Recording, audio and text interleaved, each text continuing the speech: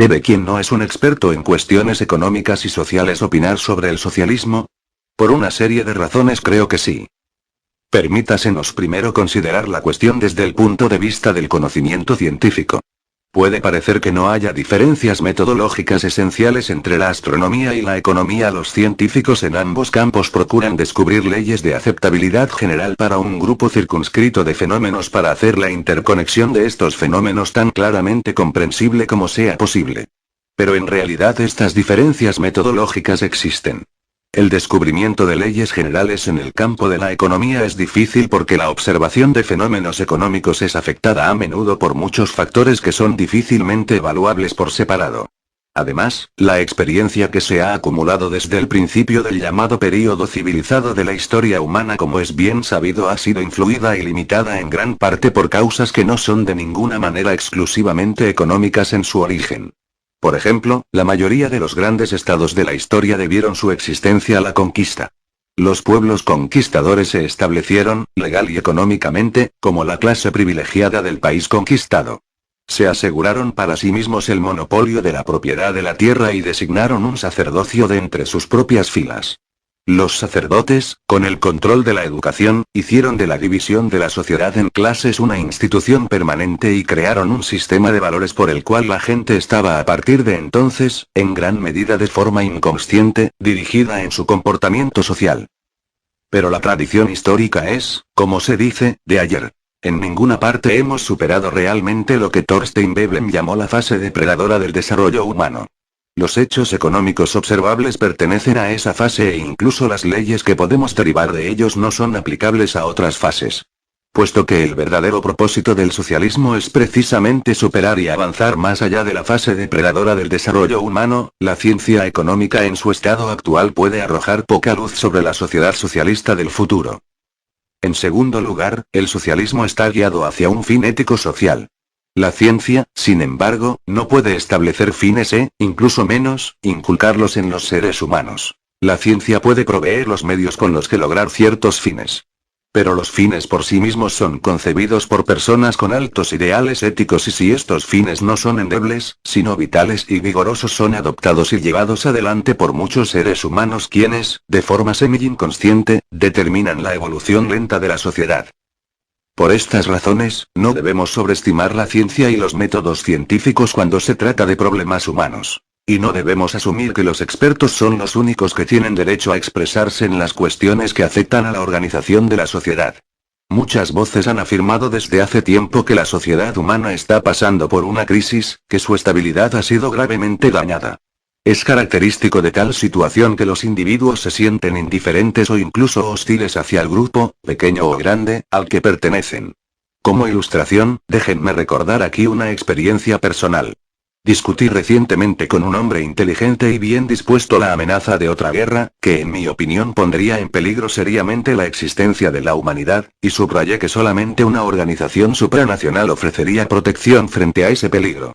Frente a eso mi visitante, muy calmado y tranquilo, me dijo: ¿por qué se opone usted tan profundamente a la desaparición de la raza humana? Estoy seguro de que hace tan solo un siglo nadie habría hecho tan ligeramente una declaración de esta clase.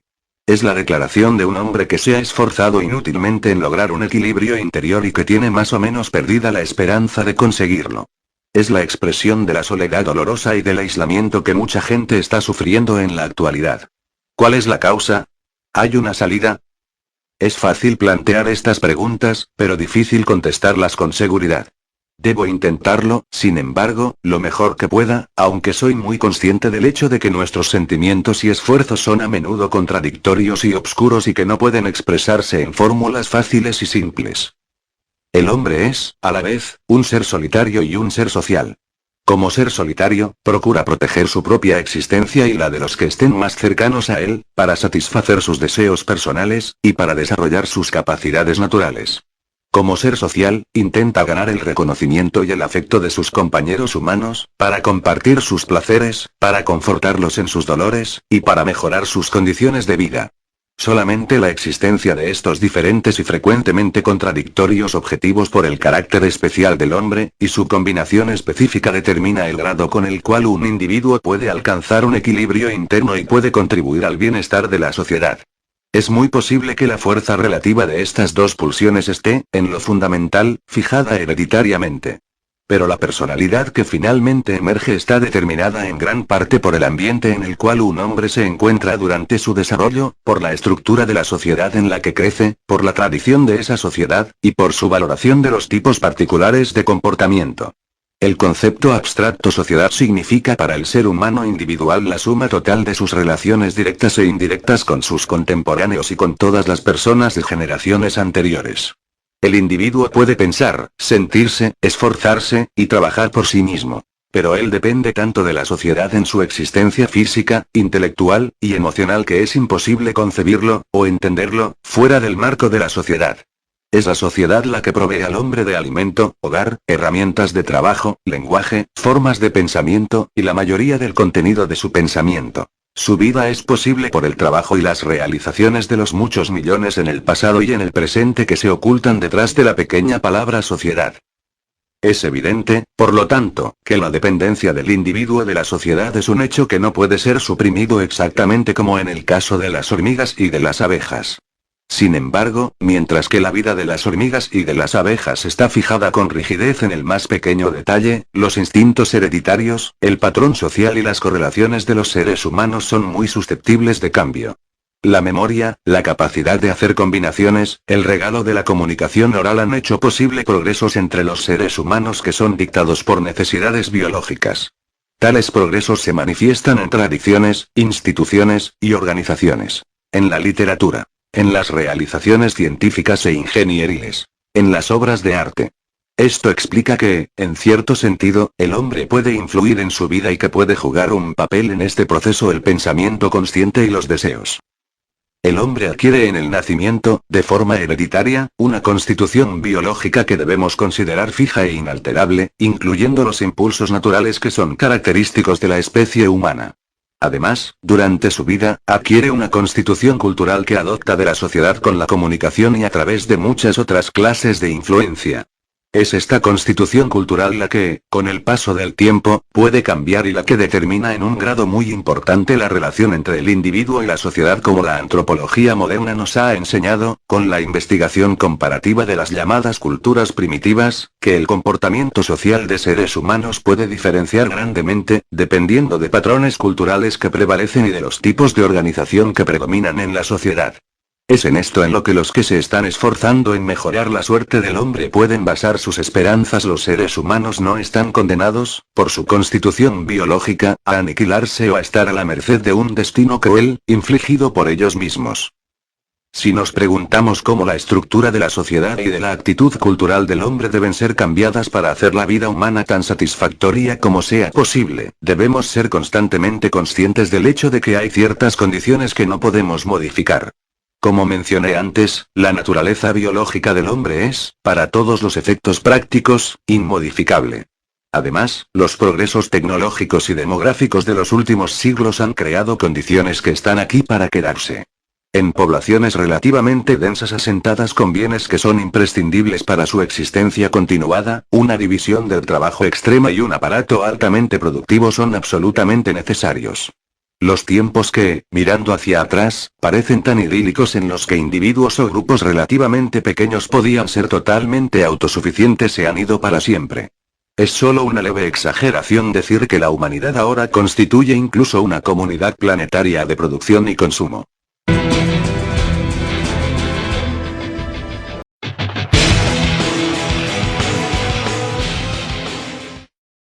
Ahora he alcanzado el punto donde puedo indicar brevemente lo que para mí constituye la esencia de la crisis de nuestro tiempo.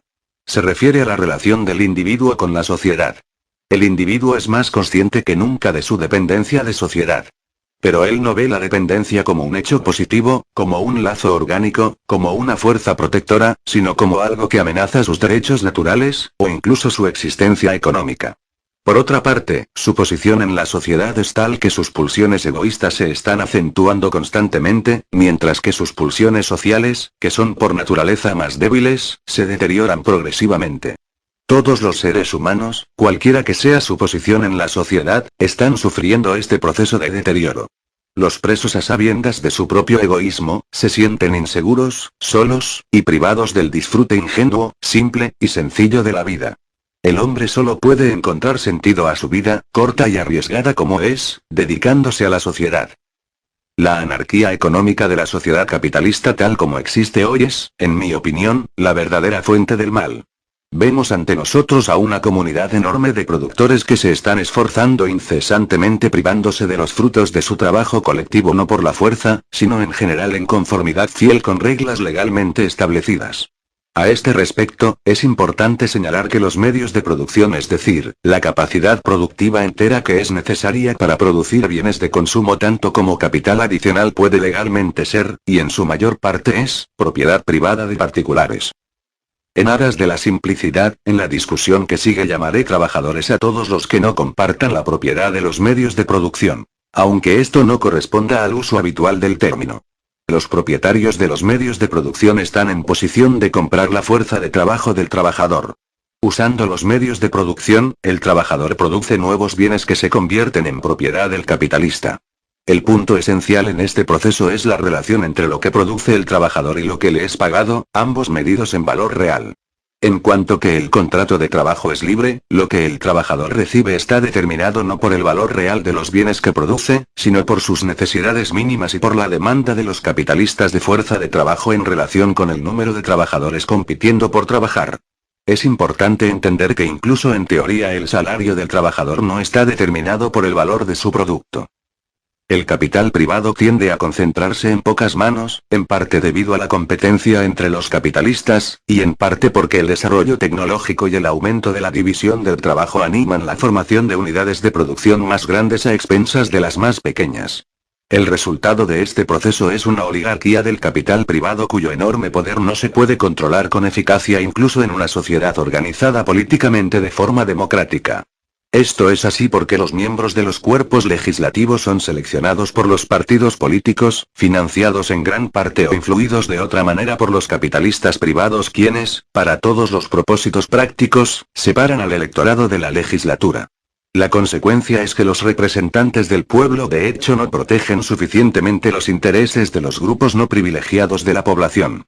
Por otra parte, bajo las condiciones existentes, los capitalistas privados inevitablemente controlan, directa o indirectamente, las fuentes principales de información: prensa, radio, educación. Es así extremadamente difícil, y de hecho en la mayoría de los casos absolutamente imposible, para el ciudadano individual obtener conclusiones objetivas y hacer un uso inteligente de sus derechos políticos. La situación que prevalece en una economía basada en la propiedad privada del capital está así caracterizada en lo principal: primero, los medios de la producción capital son poseídos de forma privada y los propietarios disponen de ellos como lo consideran oportuno. En segundo lugar, el contrato de trabajo es libre. Por supuesto, no existe una sociedad capitalista pura en este sentido. En particular, debe notarse que los trabajadores, a través de luchas políticas largas y amargas, han tenido éxito en asegurar una forma algo mejorada de contrato de trabajo libre para ciertas categorías de trabajadores. Pero tomada en su conjunto, la economía actual no se diferencia mucho de capitalismo puro. La producción está orientada hacia el beneficio, no hacia el uso. No está garantizado que todos los que tienen capacidad y quieran trabajar puedan encontrar empleo. Existe casi siempre un ejército de parados. El trabajador está constantemente atemorizado con perder su trabajo. Desde que parados y trabajadores mal pagados no proporcionan un mercado rentable, la producción de los bienes de consumo está restringida, y la consecuencia es una gran privación.